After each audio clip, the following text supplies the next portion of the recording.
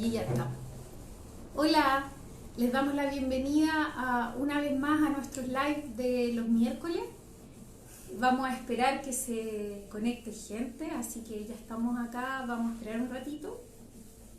Y hoy día vamos a hablar de la técnica de mindfulness y compasión.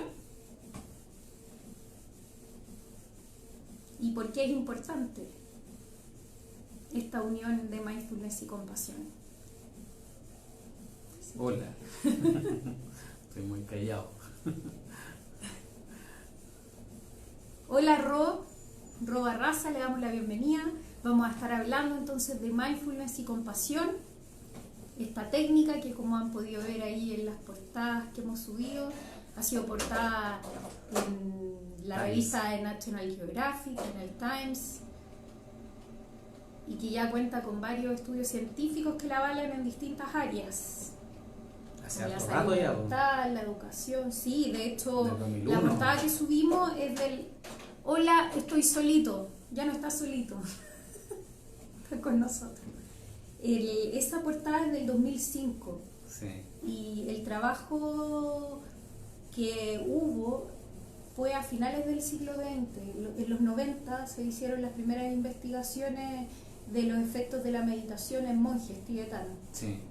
Con Davidson, ¿no? Richard Davidson, de la Universidad de Wisconsin. Sí, y también los estudios que empezó a hacer también Jon Kabat-Zinn, que de ahí surgió de los 80, Kabat-Zinn, ¿no? Sí, pero sí, ya como estudio científico ya más en los 90. El desarrollo de los programas es anterior a eso, en la década de los 70. Esos estudios lo que hacían eran colocar al monje meditando y ver qué partes del área de las redes neuronales del cerebro se prendían, ¿no? Claro. Buscaban correlaciones entre la emoción practicada y cómo se comportaba el cerebro. Claro, la lógica en ese tiempo que estaba el concepto de que la mente estaba más en el cerebro, ¿no? Era ¿qué habrá en el cerebro de estos monjes que llevan practicando tanto tiempo que los hace estar tan calmados y todas estas cosas que no estamos viendo nosotros en Occidente? Claro, y eso ha cambiado. Hoy día se entiende ya que la mente no está solamente acá adentro en esta parte, sino que está distribuida en todo el cuerpo, ¿no? Claro. Que somos mente y cuerpo unidos, no estamos separados, digamos. Claro, y ahí ya hay también estudios científicos que avalan ese tema. Claro, sí. La otra vez hablábamos, ¿te acuerdas de esa investigación? Mientras esperamos que se una más gente, les vamos contando de esa investigación que había que tomaban a dos grupos con depresión y con el mismo diagnóstico, digamos, y a unos, y la indicación era que recordaran cosas tristes de su vida, y a un grupo lo sentaban así. ¿Qué significa así? Agachado. Mirando hacia abajo. Agachado, sí. No lo pueden ver porque es chiquitita la pantalla, pero agachado, mirando hacia abajo, y el otro grupo derecho, con el pecho abierto. Y les daba la indicación, y el grupo que estaba agachado recordaba muy fácilmente experiencias dolorosas de su vida, y el que estaba sentado le costaba. Entonces ahí empiezan a ver estas relaciones mente-cuerpo y cómo el cuerpo es mente y la mente es cuerpo, o sea, funcionan juntos, digamos. Sí. Ahora hablando de estudios científicos, yo me acuerdo de otro que se habrá hecho por lo menos hace unos 5 años atrás, lo organizó el mindandlife.org, que es un instituto de ciencias que dirige el Dalai Lama y otros connotados budistas, y investigaron a las personas que se iban a hacer lifting, que se inyectaban botox, claro, y descubrieron que cuando se inyectaban botox la piel queda más estirada, digamos, pero además inhibe ciertos músculos faciales. Entonces cuando le mostraban, hicieron con el grupo control, y al grupo de control le mostraban imágenes terribles, y bueno, mostraron imágenes dolorosas y imágenes positivas, y la gente sin botox se emocionaba o se reía de acuerdo a la imagen que aparecía, y la gente con botox, que inhibía ciertos músculos faciales, tenía menos coincidencia emocional con las fotos, ya sea tristeza o alegría. Lo que quiere decir que si tú puedes mover menos músculos en la cara, te emocionabas menos. Claro. Hay una relación directa entre entre la parte física del cuerpo y la emocionalidad o la mente. Claro. Y también es importante desde eso entender que cuando uno hace una intervención, siempre está interviniendo cuerpo-mente. Cuando uno hace una terapia o al practicar meditación, siempre es el conjunto el que se cambia, ¿no? Claro, claro que sí. De hecho, la tradición budista, bueno, en todas las tradiciones en realidad meditativas, hay una posición de meditación que ayuda o favorece a la práctica meditativa. No es que tú hagas meditación en cualquier lado, digamos. Claro. Mira, por ahí nos están haciendo unas preguntas. ¿Qué estudios recomiendan leer sobre la unificación cuerpo-mente? Mira, tú puedes googlear, está lleno de paper y documentación. Hay dos grandes... Que es Diane. Saludos, Diane. Diane, sí. Hay dos grandes corrientes. Una se llama la enacción, ciencias cognitivas enactivas, donde ellos fortalecen mucho la idea esta de la unión mente-cuerpo. Esto viene de un filósofo francés que se llamaba Merleau-Ponty, que después fue tomado por Francisco Varela, Thompson y Roche, y escribieron un libro muy bueno que se llama De cuerpo presente en español, Embodiment Mind en inglés. Entonces ahí tú puedes encontrar esta relación mente-cuerpo. Eso es una corriente. Y además cabe destacar que Francisco Varela es chileno. Claro, sí, afortunadamente, igual que Varela. Tenemos grandes científicos en Chile. Sí. Y la otra corriente que se llama constructivismo radical. La idea constructivista viene de Piaget, donde tú co-construyes el mundo con el otro, y la variante radical, constructivismo radical, tomó el cuerpo para incorporar la construcción del mundo. Así que ahí tenéis dos líneas de investigación diferentes que abordan la importancia del cuerpo. Claro, de hecho, yo creo que al hablar de esto a la gente no le parece loco, y a uno cuando lo escuchó no le parece loco que nosotros reconocemos esa unión en nuestras acciones. Por ejemplo, cuando uno se enamora hace referencia a que siente mariposas en el cuerpo, claro. O a veces ha tenido un día muy estresante y que lo siente como pesado y uno se ducha como si fuera limpiando el cuerpo, también limpia su mente. Hacemos este tipo de relaciones. Entonces, queremos también darle la bienvenida a los que se están sumando. Por ahí está la Marcela Ferreiro, la Teresa Cordero, un abrazo, de Real Mom, Miguel, que está en Facebook. Así que ahora ya, yo creo que estamos ya en condiciones de avanzar hacia lo que queríamos hablar, que era esto del mindfulness y la compasión, que es algo que nosotros incorporamos además en nuestro trabajo en el instructorado de meditación, que parte ahora en julio. Y no solo eso, también en los otros cursos que hacemos como terapia activa, las mismas corrientes de mindfulness eating, en fin, es nuestra mirada. Incorporamos también en acción, que era un poquito lo que estábamos hablando, esta mirada, relación cuerpo-mente. Bueno, creo que ya lo hemos hablado antes y no es una novedad, que estamos insertos en una sociedad que está cada vez más asociado, donde buscamos ser productivos y lograr cosas que tienen que ver con la productividad también. El éxito. Reconocimiento, éxito, y ahí surge las ganas de ser reconocido y trabajamos mucho y todo eso. Y eso se ha traducido finalmente en un aumento de las enfermedades mentales. Claro que sí. ¿No es cierto? Y así también enfermedades mente-cuerpo, la obesidad, trastorno alimenticio, el estrés, la depresión, la fibromialgia, las alergias alimentarias, que son enfermedades que han aparecido con mayor frecuencia en este ciclo, ¿no es cierto?, en la actualidad. Claro. Si quieren buscar un libro donde se explica esto que estamos conversando ahora, lo que está señalando Paulina, hay un libro muy bueno que se llama La Sociedad del Cansancio, de Byung-Chul Han. El nombre es de origen coreano, pero el autor es alemán. Sí. De hecho hizo su tesis en Heidegger. Así que ustedes lo pueden encontrar en varias librerías, vale 12, 13 mil pesos el libro. No es un libro tan largo. No es libro largo y explica muy bien esta idea de esta sociedad del siglo XX que busca que las personas sean exitosas a cualquier costo, incluso al costo de la salud física y mental. Claro. Es como que la sociedad nos empuja a exceso de ser productivo, ¿no? Eso. Y esto que ha pasado de la sociedad del logro y autocentramiento, ¿no? Que es como estar preocupado de uno mismo todo el tiempo, de estar como dándole mucha importancia a los logros que pueda tener uno y viendo al otro a veces como competencia, ¿no? Para ese logro. Lo que ha traído, como decimos, el aumento de estas enfermedades mentales y enfermedades también físico-mentales. Entonces, desde ahí, en Occidente se empiezan a buscar soluciones. Claro que sí. Porque lo que teníamos, si bien ayudó hasta ese punto, empezaba a no ser suficiente para abordar esta complejidad de lo que estaba surgiendo.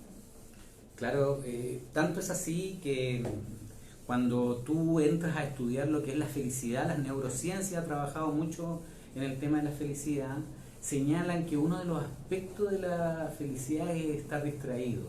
O sea, además de estar involucrado en las emociones aflictivas, además de la capacidad que tú tienes de resiliencia, de salir de estas emociones aflictivas, una de las causas de la infelicidad que te lleva justamente a estas enfermedades mentales es la distracción. Cuando tú estás distraído, estás haciendo muchas cosas a la vez y cosas por el estilo. Hay una vieja frase por ahí.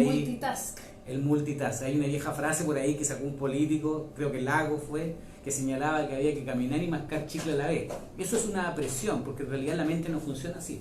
Eso tiene que ver con estos requerimientos de la sociedad del logro, que claro, es como que tiene que hacer varias cosas, uno no está terminando algo y ya el jefe te está diciendo, pero entrégame esto otro, claro. O está levantando a los hijos para ir al colegio y a la vez está preparando el desayuno, cosas más, claro.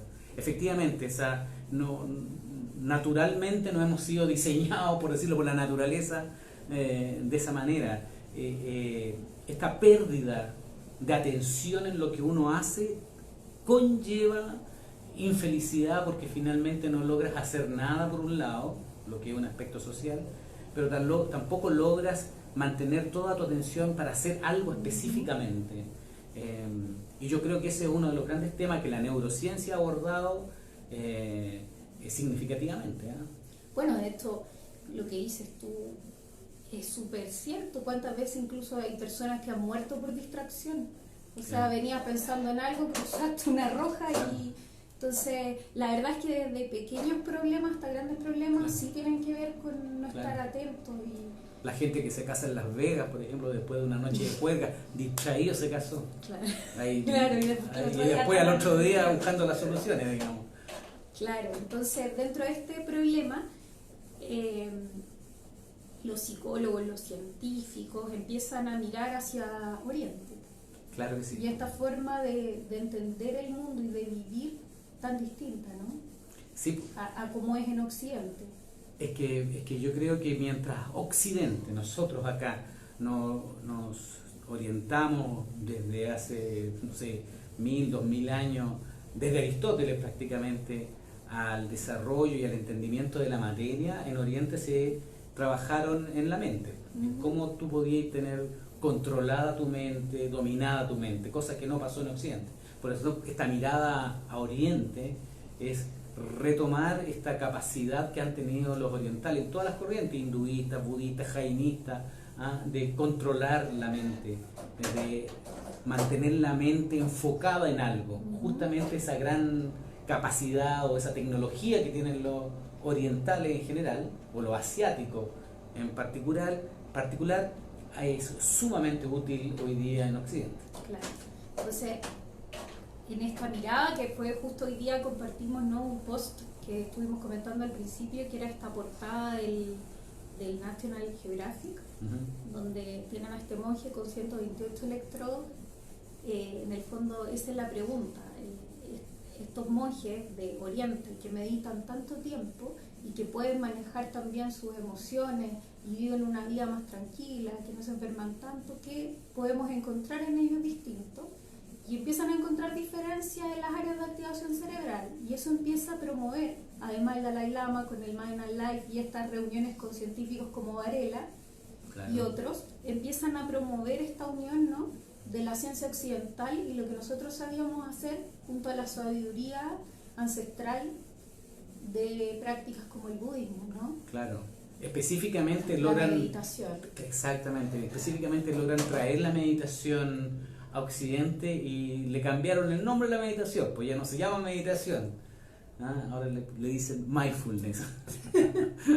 Claro, y desde ahí entonces empieza a surgir esta corriente que se llama mindfulness acá en Occidente, que surge en Massachusetts, es donde Claro. empiezan a hacer surge este programa, ¿no? que algunos deben conocer, que es el MBSR o reducción del estrés, y otros programas también asociados al trabajo en depresión y así. Claro. Y bueno, hay después un darse cuenta de que no es suficiente, que ya lo entendía el budismo y las corrientes orientales, pero hasta ahí empezaron a trabajar, porque esto es nuevo, empiezan a trabajar desde finales del siglo XX en incorporar cómo el trabajo con la atención y la meditación cambiaba la relación que establecíamos con los pensamientos y emociones. Exactamente. Un dato histórico que puede ser útil, ¿ah? La tradición que busca reconocer el momento presente, las emociones por las cuales yo estoy pasando, la naturaleza impermanente de todo lo que me pasa, esa técnica en sánscrito recibe el nombre de Vipassana. Y fue un monje coreano, Thich Nhat Hanh, el que usa la palabra mindfulness, que es una traducción del sánscrito Vipassana al inglés, y que después esa palabra, que significa atención plena, y que por lo tanto la palabra en sí misma no está reflejando completamente la técnica, pero por lo menos es una forma de identificarla en Occidente, fue tomada por Kabat-Zinn. Bueno, y de ahí para adelante, desde los años 80 para adelante, la palabra mindfulness se ha generalizado como una forma de meditación. Claro, además Thich Nhat Hanh tuvo formación también occidental, entonces Sí, él entendía muy bien los sufrimientos occidentales, fue capaz de entender qué necesitábamos, y ahí hace esta traducción que dices tú, le pone mindfulness acá en Occidente. Claro, como atención plena. Sí, yo creo que la tradición de Thich Nhat Hanh en particular y en general el budismo zen, que han estado mucho más tiempo incorporados a Occidente, entienden mucho mejor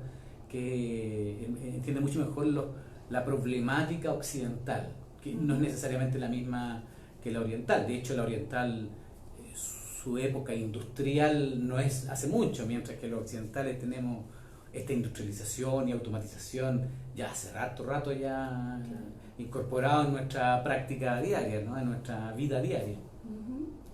Y esta incorporación entonces del mindfulness se hace como sabíamos hacer en Occidente, ¿no? Que es como fragmentar las cosas y estudiarlas. Claro. Entonces traen esta técnica y como los psicólogos, científicos, etcétera, acá en Occidente tendemos a separar las cosas, la traen sin entender muy bien todavía el contexto ni nada más. Claro.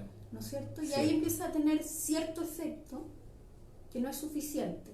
Entonces de ahí surge la incorporación de compasión, que hacia donde nos vamos acercando, y la mirada más espiritual, la contextualización espiritual. Pero me gustaría que tú nos comentaras la importancia de la atención plena, que ya hemos hablado de algo y de que es una de las técnicas que se enseña en el instructorado, igual que Vipassana. Sí. Mira, cuando la atención plena es sumamente importante, porque es la que nos permite, en primer lugar, reconocer el estado emocional en que nos encontramos.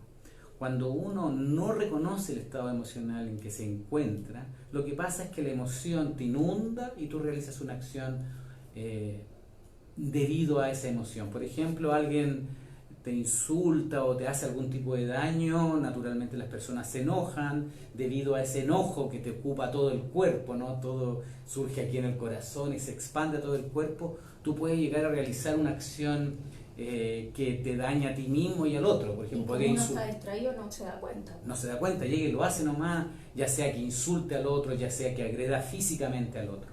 Y después que ha pasado esto, por más disculpas que uno pueda pedir, el daño ya está hecho y tenés que pagar las consecuencias inevitables de tu acción. Que es el sufrimiento de uno y del otro. Exactamente, o sea, generáis todo tu medio ambiente se ve afectado por ese enojo o rabia.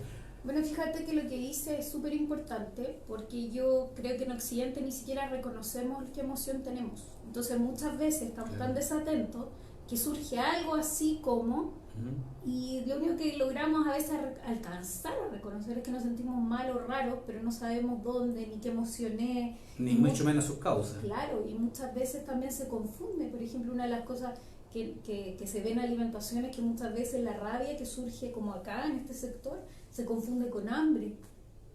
Claro. Entonces, no tenemos reconocimiento emocional, que es una de las cosas que ayuda, en primer lugar, la atención plena, pero hay más. Claro. Respecto a las emociones. Exactamente, el reconocimiento emocional es muy importante para tu actuar en el día. Cuando tú reconoces mal, actúas mal, ¿no es cierto? Es la primera condición. A veces uno cree que odia al jefe, pero en realidad lo ama, entonces actuar de manera diferente con esa situación. Pero el tema de estar atento, entonces, es una especie de guardián de ti mismo, que te permite estar atento a lo que te está sucediendo, valga la redundancia, ¿no es cierto? Y te permite entonces tomar control de tus acciones, porque cuando no estás atento, la emoción te embarga y tú realizas acciones sin darte cuenta, que es lo que veníamos conversando. Entonces, el mindfulness es una técnica que finalmente te ayuda a desarrollar esa atención. En la medida que tú estés más atento, te vas a dar cuenta de cosas. Por ejemplo, ¿cómo surge el estrés? El estrés es una sensación de que estáis muy sobrepasados, que tenéis muchas cosas que hacer. 2 papeles se te convierten en una resma de problemas. Entonces, el estar atento te permite focalizarte en una actividad, además, que te permite ir avanzando en tu trabajo y en tu tarea. Recuerden que el estrés, la ansiedad son emociones que nos comen, ¿no?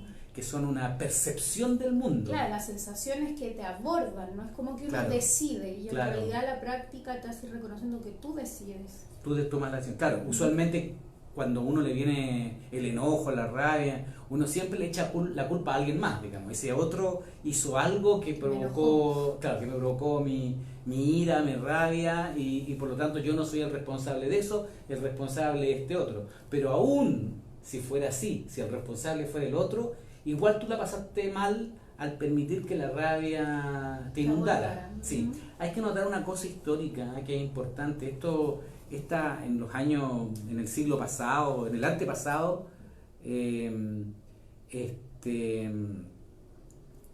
las emociones eran controladas, en la famosa época victoriana, ¿no? Que tú tenías que comerte la emoción, te la tragabas ahí. Después de eso vino el siglo XX con su famosa Gestalt, que fue una corriente humanista, donde permitió que estas emociones,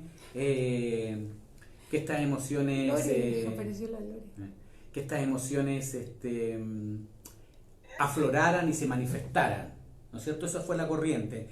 Lo que está proponiendo el mindfulness no es que tú reprimas tus emociones, sino que te hagas consciente de ellas y no permitas las consecuencias de esta emoción. Eso es como la base del mindfulness. Ojo, perdón que... Sí, que te iba a hacer una pregunta. Dime. No, que decía que si bien tenemos el mindfulness como esta incorporación occidental de este guardián, ¿no? Que te permite estar atento y que va ayudando sobre todo en temas de estrés, ansiedad, depresión, a distanciarse un poquito de las emociones, pensamientos y poder elegir en qué te involucras y no, o poder estar presente en cualquier experiencia, tanto negativa como positiva, sin salir corriendo.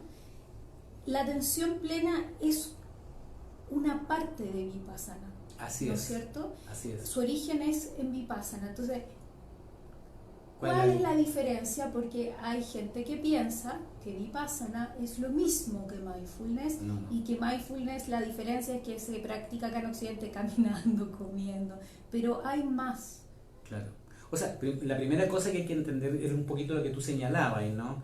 Que esta técnica meditativa llamada Vipassana, que viene de Oriente, es tomada en Occidente y abordada desde el punto de vista científico, pero se aborda desde el punto de vista científico para resolver problemas específicos, como el estrés, la ansiedad, ese tipo de cosas. Que tenían que ver con los sufrimientos occidentales en ese momento, y para los cuales no era suficiente lo que había, digamos. Exactamente. Exactamente. Mientras que Vipassana, el origen de Vipassana es una forma de conocer la naturaleza de la mente. Así se habla en el budismo y así se habla en Oriente, ¿no? Entonces es una técnica que me permite reconocer cómo mi mente construye la realidad.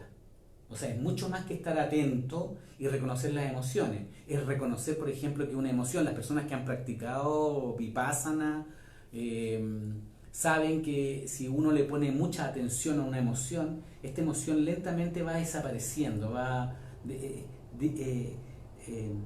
diluyéndose. Que es la experiencia en realidad de todos los fenómenos, ¿no? Que aparecen, desaparecen, cambian, pero nosotros experimentamos, sobre todo cuando estamos involucrados en una enfermedad mental, las cosas como si no se terminaran y como que les ponemos color, como se dice, la alineamos más. Claro.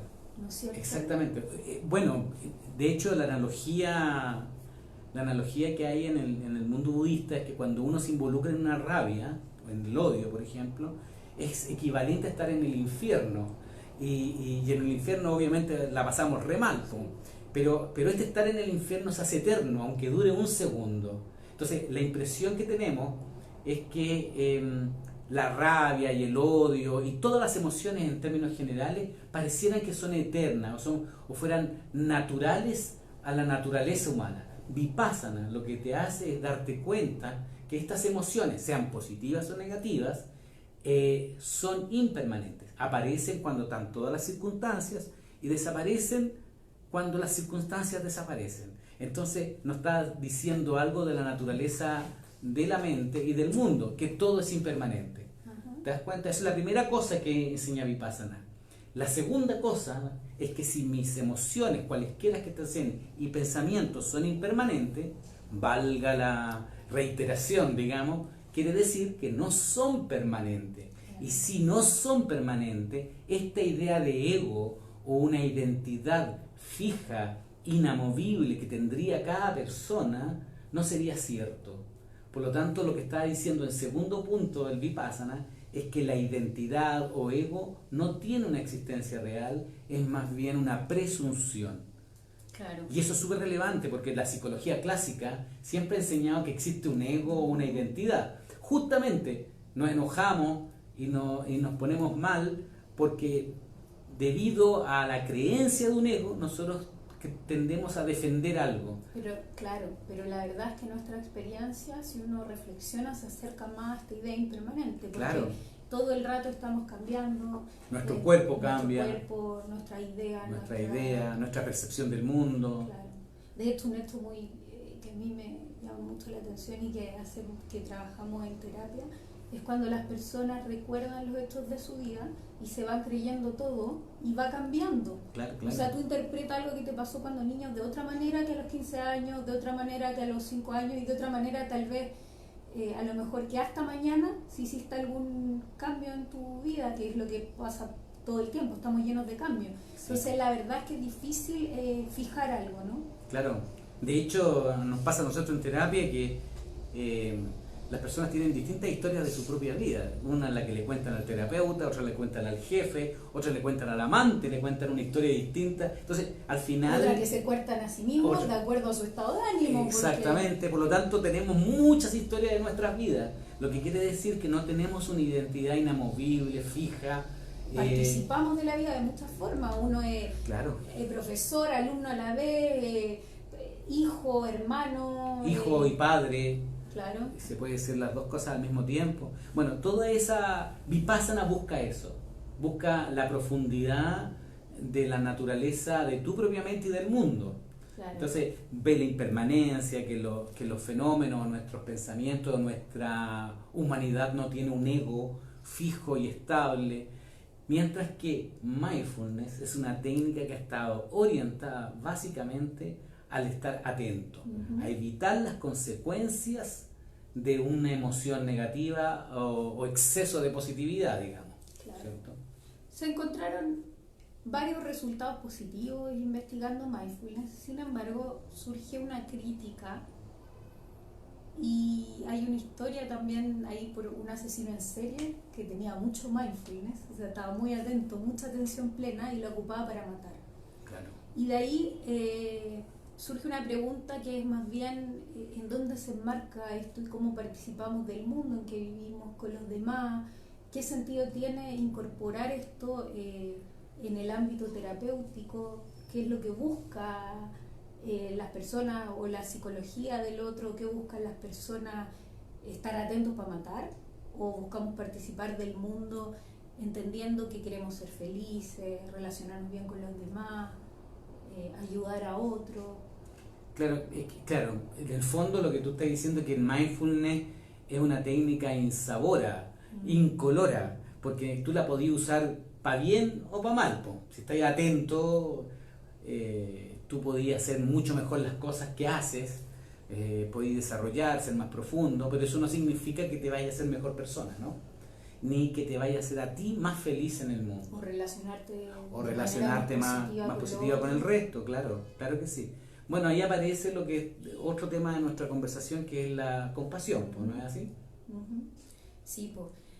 Bueno, esto que hablamos, como contaba, estos entrenamientos que como el MBCR son sin duda útiles y todavía siguen trabajando, pero no son suficientes, y ahí aparece el cuestionamiento, ¿no?, de las neurociencias, de los científicos, de cómo hacer florecer a este ser humano. Claro. Esto se llama florecimiento y incorpora el trabajo con las emociones positivas, en el contexto de que las emociones positivas y el altruismo son los que nos hacen humanos, de hecho. Claro que sí. Hay estudios, bueno, ahí viene toda esta línea de Matthew Ricard, que es el hombre más feliz del mundo, que es conocido de esa manera, porque se hacen investigaciones en él, en su cerebro y en las emociones positivas. Y Richard Davidson, entonces empieza a generarse toda una corriente del trabajo en compasión. Sí. Y surgen nuevos entrenamientos o trabajos que incorporan el florecimiento de las emociones positivas y también un marco como ético de beneficiar a los otros, un camino espiritual también. Claro, al incorporar a la meditación en la compasión, estamos incorporando una emoción positiva. En general, cuando se habla de compasión también se está hablando de amor incondicional hacia el otro, ¿no? Son emociones positivas. Que son necesarias cuando tú lo que estás buscando es tener un buen vivir, un vivir lo más feliz posible en la tierra, y para poder hacer eso tú necesitas relacionarte con el otro. Si te relacionáis con las emociones negativas, estáis frito, pues no te van a querer aquí ni en la quebrada del ají. Lo que estamos hablando es que uno busca relacionarse con el otro con emociones positivas. Entonces, la técnica Tonglen en el mundo oriental, claro, budista en particular, equivale en el mundo del mindfulness a lo que se llama compasión. Claro, entonces ahí tenemos otro dato más, ¿no? Bueno, primero sería bueno hacer una aclaración, sobre todo en Occidente, que es un tema controversial cuando tratan de traer a Occidente la palabra compasión. Y es que la gente no comprendía bien lo que significa compasión y estaba asociado más a la idea. Nosotros venimos de una corriente católica y muchas veces entendemos que la compasión es como poner la otra mejilla o sufrir por el otro. Claro que sí. Entonces eso, desde esta mirada del budismo y también desde la ciencia, eso no es compasión, es una emoción negativa. La compasión es una emoción positiva. Tal cual.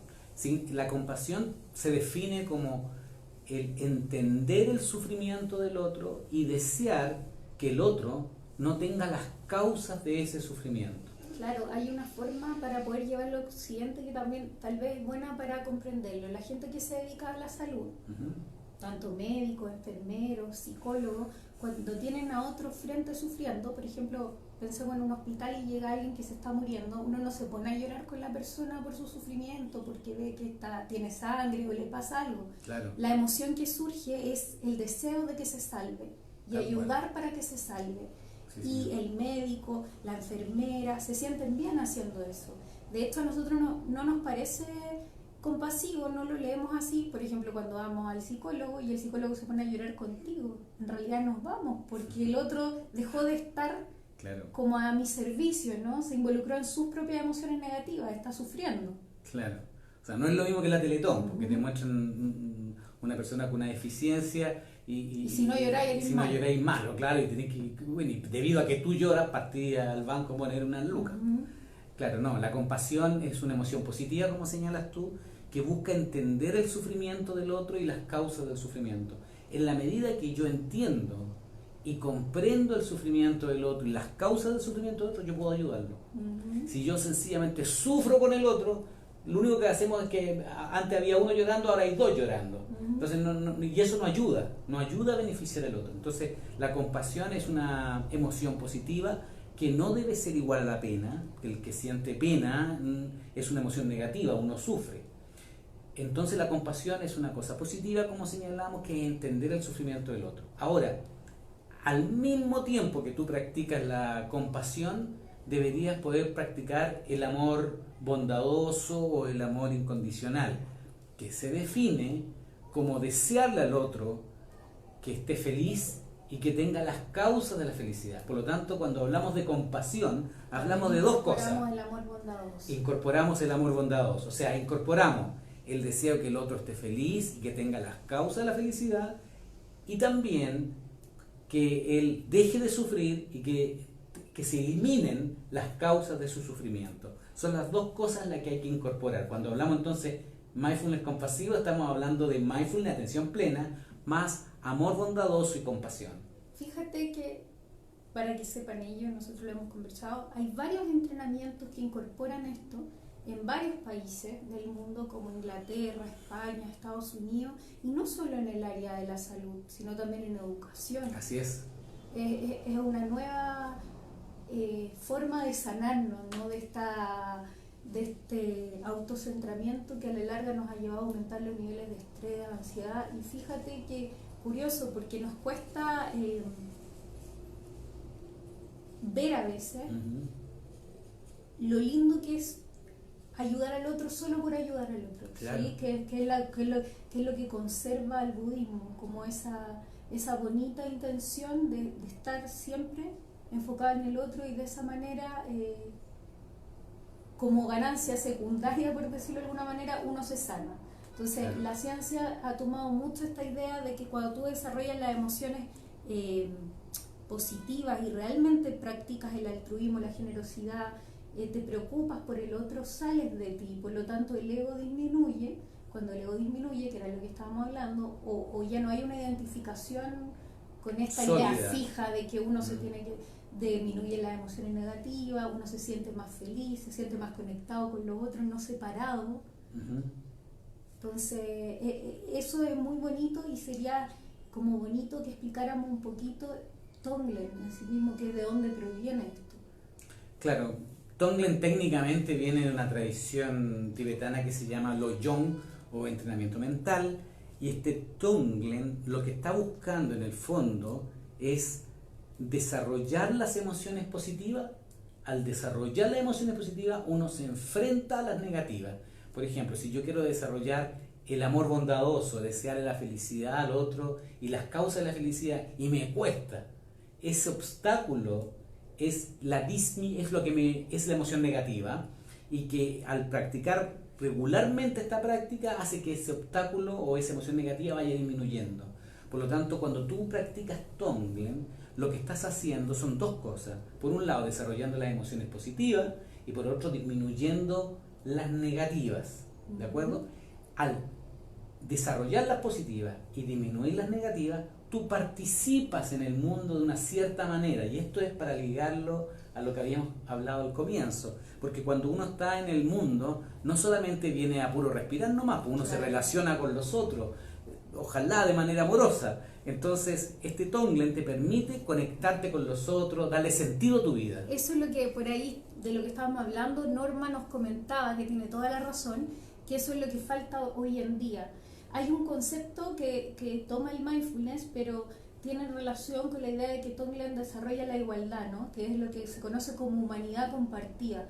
Nosotros tendemos a ver a los demás como buenos o malos, o a competir con el otro, o en esta ignorancia, ¿no? Claro. Y esta humanidad compartida es bien bonito, porque hace referencia a lo que en el fondo todos buscamos, ¿no? Tal cual. Al final, con la práctica del Tonglen, tú te das cuenta que que, que tú te sientes bien siendo amoroso y que tú te sientes bien siendo compasivo. Y esa naturaleza la tenemos todos. O sea, todos queremos ser queridos, todos queremos tener la oportunidad de ser, de poder querer a otro. Y eso es lo que nos hace iguales unos a los otros. Y nos permite, yo creo, también entender que cuando el otro se involucra en una emoción negativa o hace un daño porque no está atento, por su ignorancia, a nosotros también nos ha ocurrido. O sea, no es, claro, podemos reconocer esa... Sí. No verlo como algo tan grave, ¿no? Sino entender que todos nos equivocamos, que estamos en lo mismo, o sea, intentando ser felices, claro. En eso nos involucramos nuestras emociones, queremos amar, queremos ser mejores. De hecho es difícil, ¿eh? Porque amar a aquello que nos han dañado cuesta. Lo que pasa, creo yo, es que tenemos la sensación de que amar al otro y ser compasivo con el otro nos hace más débil, como que si nos fueran a quitar algo, que si yo amo incondicionalmente a un otro y le tengo compasión, yo tendría que entregar mi dinero, mi tiempo, mi cuerpo al otro. Claro. Y no es así, porque uno puede vivir con las emociones positivas y obviamente colocar límites a lo material, ¿no?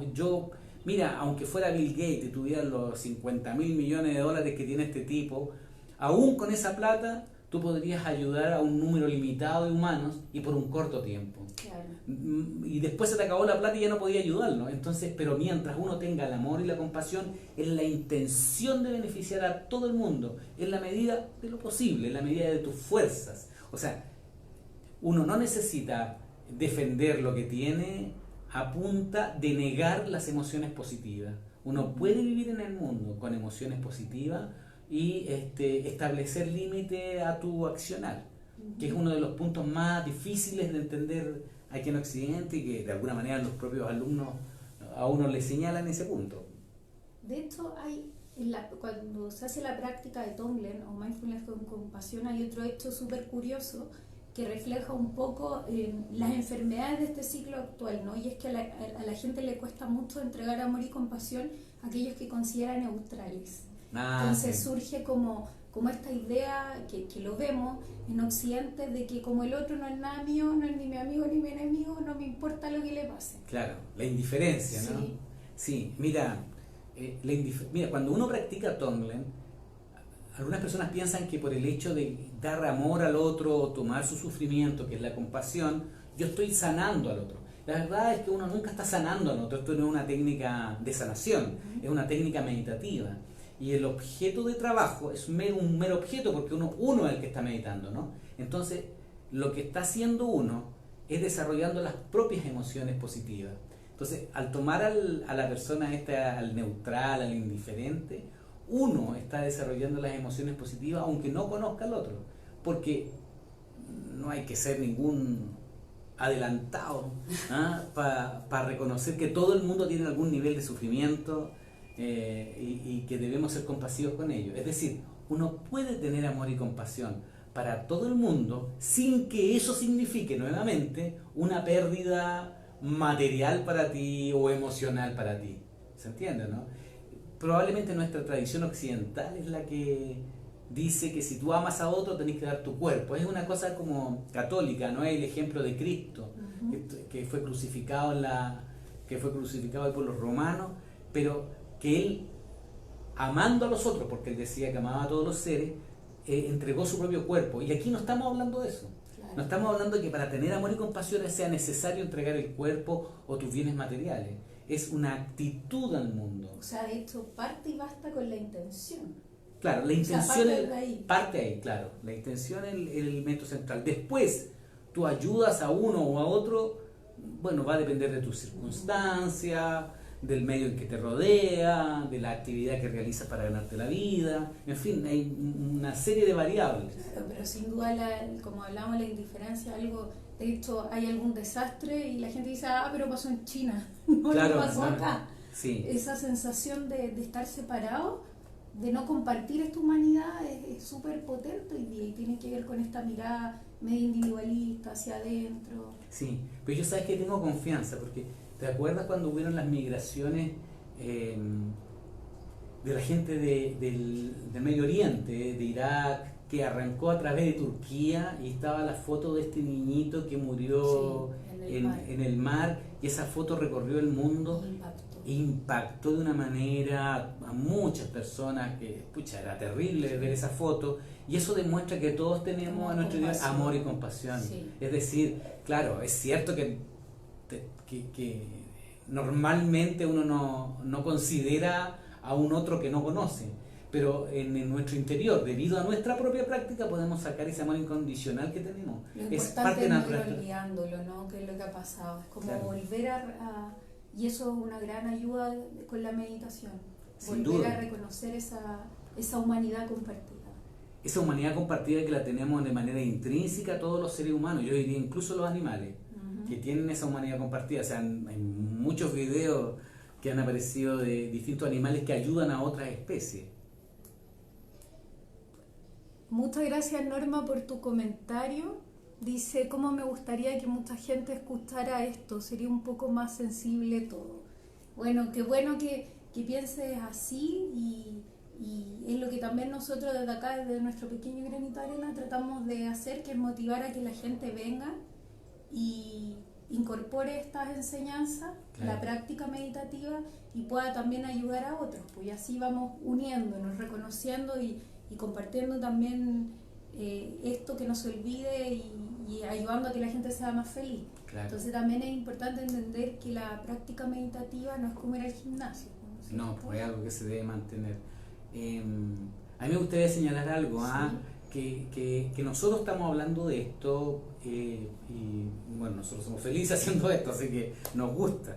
Pero hay muchas otras instituciones que también lo hacen, muchos otros centros budistas, hay centros jainistas, en fin, hay distintas corrientes espirituales que abordan esto. No somos los únicos, no pretendemos ser los únicos. Nosotros estamos enseñando una corriente específica, que es la corriente budista. Más mindfulness en este caso del instructorado. Más claro, que lo llevamos a nuestro modo de ser más laico, ¿no? Pero que hay muchas personas e instituciones que hablan y consideran esto es súper importante. Hay muchas reservas morales en nuestro país, en Occidente y en el mundo, diría yo. Sí, eso es súper cierto lo que dice Luciano, que hay como muchas instituciones que se dedican a esto, y cada uno va eligiendo de acuerdo a lo que le hace sentido. También sí, en todo caso, también que esto no se entienda lo contrario, que es que solo budistas pueden venir al instructorado o practicar meditación, sino que la meditación es un espacio que cualquiera puede practicar. Y todas las corrientes. Y bueno, yo no soy ningún experto en religiones, pero yo imagino que la práctica contemplativa o la práctica meditativa en el amor, en la compasión, debe estar en casi todas las tradiciones. Lo que pasa es que en el budismo en particular está mucho más estructurada, ¿no? Hay mucho más evidencia científica de que funciona. ¿Qué es lo que ha pasado ahora estos últimos años? Se ha tomado esa corriente en particular para los estudios científicos y el mindfulness. Pero no me extrañaría que otras corrientes también la tuvieran, ¿no? Por ahí nos hacen una pregunta. ¿Podrían recomendar algún libro de budismo? De budismo, mira, hay un montón de libros de budismo, la verdad. Hay uno de meditación muy bueno que claro, yo se los voy a mostrar. Miren este es un buen libro. Es la experiencia de la meditación, para los que quieran saber más de la meditación. Bueno, Luciana, hemos comentado, estuvo en India, hizo un retiro de 3 años, entonces ahí comparte su experiencia y cómo la meditación se incorpora en lo occidental también, en su experiencia occidental. Claro. O sea, la idea es adaptar estas meditaciones. Bueno, pero volviendo... ¿Otro libro de budismo? Otro libro, mira, si tú vas y buscas en Google los libros de Thich Nhat Hanh, son muy buenos. Te explican de un lenguaje fácil, más o menos, qué es el budismo. Te enseñan los tópicos, por ejemplo, hay un libro de mindfulness de Thich Nhat Hanh, que es... Milagro de mindfulness. Hay uno muy bonito que se llama Ser Paz, donde Thich Nhat Hanh cuenta la historia de Buda. Es muy bonito, muy simple de entender. Ese es un libro. También está, bueno, un clásico del budismo son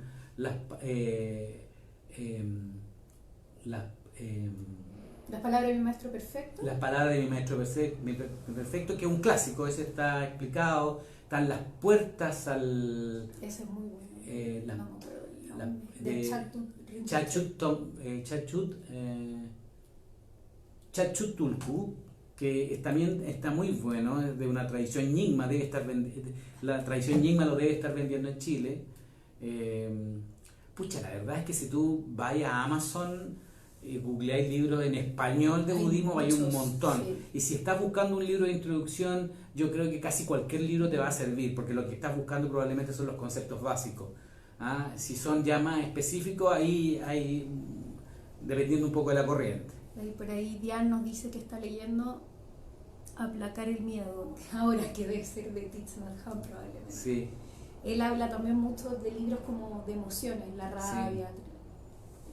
Bueno, esto dura 1 hora y se corta, así que nos quedan 10 minutos y queremos invitarlos a los que están ahí, si quieren hacer alguna pregunta específica de lo que estamos hablando, de meditación, de compasión, y aprovechamos obviamente también, siempre nuestra idea con los lives es difundir un poquito de esto, que lo conozcan. Sentimos que está muy en pañales todavía acá en Chile, no así en el mundo, está entrando, pero la idea es que ustedes puedan acceder a este conocimiento y aprender un poquito más. Ojalá se animen a meditar, sí. Los que no lo hacen. Hay varias formas de partir meditando. Y para los que quieren ir un poquito más allá y sienten ese llamado, esa necesidad de enseñar meditación, de hacer un proceso profundo, les llama la atención, también nosotros queremos, obviamente, que es lo que tenemos, invitarlos a nuestro instructorado, que parte ya en su 8ª versión ahora en julio, así que quienes quieran pueden escribirnos, tener más información, inscribirse, qué sé yo, pueden escribirnos a nuestro WhatsApp, que es el +569 3379-7106. Está también por ahí en varias publicaciones que tenemos en las redes sociales. El 569-3379-7106. Por ahí creo que ahí nos agradece. Buenísimo, muchas gracias. Gracias a ustedes por escucharnos. Entonces, si alguien tiene esa motivación de formarse, enseñar a otros y hacer un proceso de transformación, los invitamos. No sé si podríamos darle un tip a las personas que nunca han meditado para que partieran haciendo una práctica. Claro, mira, podrían partir tomando atención a la respiración. Consideren ustedes que una inhalación por la nariz y una exhalación por la nariz es 1. Entonces ustedes podrían contar sus inhalaciones y exhalaciones de 1 a 10 y después de 10 bajando 9, 8, y con eso lo que ustedes van a obtener es una típica técnica meditativa en la cual tú logras centrar tu atención en la respiración. Esa es la primera ganancia. Segundo, que te das cuenta si te perdiste, porque perdiste la contabilidad. Entonces ahí tenés la segunda y tú puedes verificar qué tan atento estás y cómo vas ganando atención a medida que vas desarrollando tu práctica. Esa pura práctica te va a permitir desarrollar la atención, calmar tu mente, porque en el fondo, cuando tú estás atento a tu respiración, tú lo que tienes que hacer es impedir que ese flujo de pensamiento, emociones, como un río, ¿no? Que trae piedras, ramas, cadáveres, vacas muertas, todo eso, tú lo dejas a un lado, no lo consideras y solamente te centras en la respiración. Claro. Entonces así vas ganando en tu práctica meditativa. Es sumamente simple. Y además ayudas, porque uno podría practicarlo mucho rato, ¿no es cierto? Estar ahí un buen rato, el que uno quiera, o también podría aplicarlo como un refugio a cosas del día. A veces uno está tan distraído, está en este piloto automático que es bien famoso, y de repente se da cuenta que está distraído o se siente mal por algo. O abrumado, claro, por muchas cosas. O muy estresado, cansado, y se da un break y se va a algún espacio a hacer este conteo y inmediatamente corta este piloto automático y vuelve a conectarse. Tal cual. O sea, vuelve a poner atención al presente y a sí mismo. Y además esta práctica se puede hacer en postura de meditación. Ahora no alcanzamos a enseñar la postura, pero la pueden buscar, está por ahí.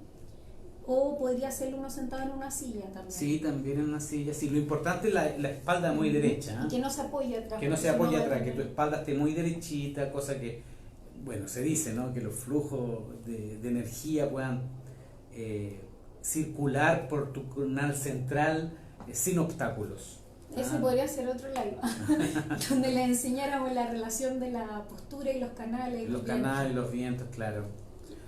Es importante reconocer que la práctica meditativa es algo que demora muchos años y se requiere un conocimiento estructurado. Hay muchos videos de YouTube y cosas que te enseñan, libros que te enseñan incluso, como el que escribí, pero no es suficiente. Lo que necesitamos siempre es alguien que nos transmita su experiencia en la práctica meditativa.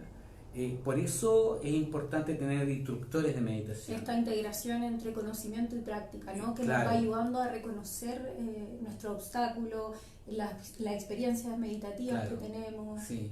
Y reconocer que la meditación es una tremenda herramienta que, como ya dijimos, está en distintas tradiciones espirituales. La nuestra es la budista, pero el objetivo de la meditación es ayudar a las personas, no tenerla oculta, no que yo sé meditar y nadie más sabe meditar, o yo tengo permiso para meditar y nadie más tiene permiso para meditar. No es así, las personas necesitan ayuda, y aunque no seamos súper expertos en meditación, si conocemos algunas técnicas y somos regulares en nuestra práctica, no solamente nos beneficiamos nosotros, sino que beneficiamos a otros.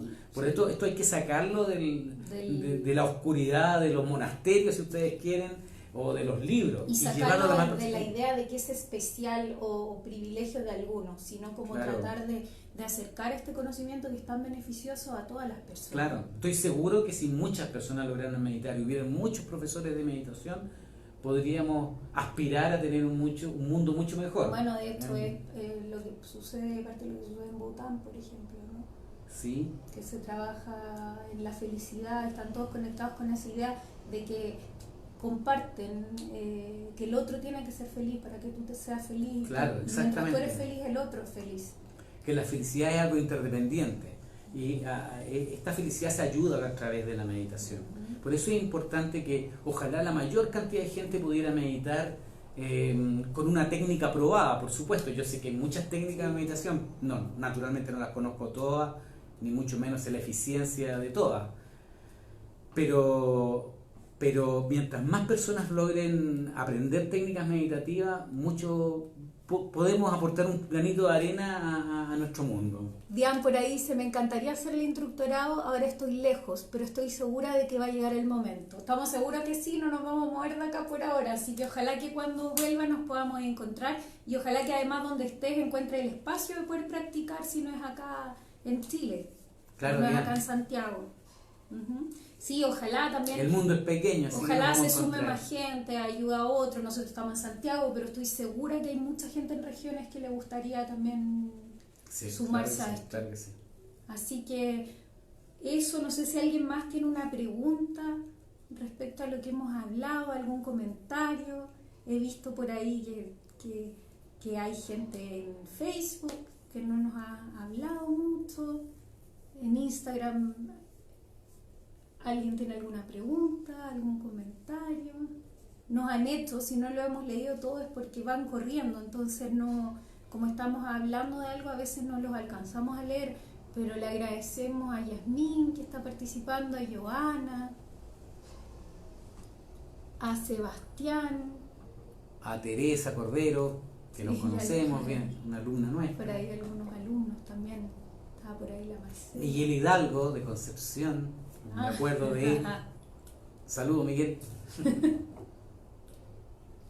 Bueno, eso, por ahí también vamos a tener algunas actividades en una universidad, vamos a hacer un seminario para los que quieren informarse más, donde en la Universidad de las Américas. Sí, donde en esta oportunidad vamos a hablar de emociones, pero más adelante viene otra alimentación, después una construcción de modelos de salud mental nuevos.